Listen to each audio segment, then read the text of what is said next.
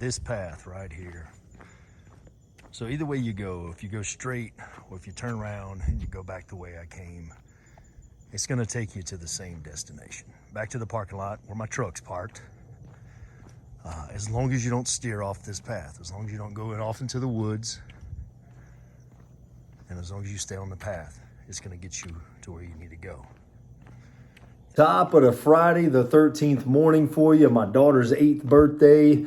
It's going to be an awesome day, guys. God bless you. As you've seen in that video before, I'm walking my path that I regularly visit, Mountain Creek Park in Catawba County. And as I mentioned in that video, that path just leads me back to where I need to go. If I stay on that concrete path, it basically just goes in a big circle. And it's going to lead me back to the parking lot where my truck is, where I can return home to safety. But if I start to venture off to the right or to the left, there's dangers. There's wildlife, there's poison ivy. Lord knows I'm allergic to that. But I think Jesus really touches on this in Matthew 7, verses 13 and 14. He talks about the narrow gate. And it says, enter by the narrow gate, for the gate is wide and the way is easy that leads to destruction. Those who enter by it are many.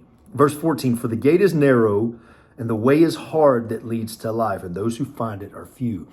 He's talking about that way of life and following him.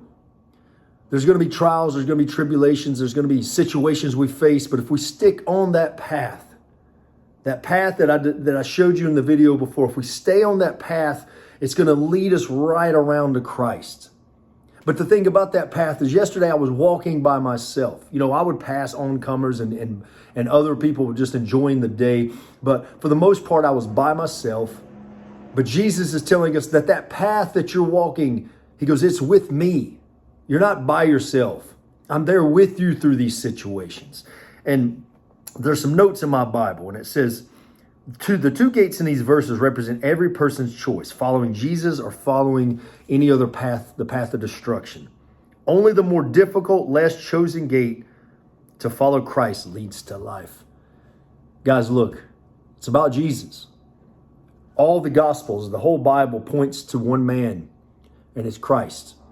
And today I want to remind you that you're going to walk that path, but what choice will you make? Now, I've chosen in my life to steer off to the right, to the left, to try and do things on my own. But once I decided to trust Christ, to follow Christ, it was then I understood that he was with me the whole time. So, hope this makes sense. I hope it helps you today, guys. God bless.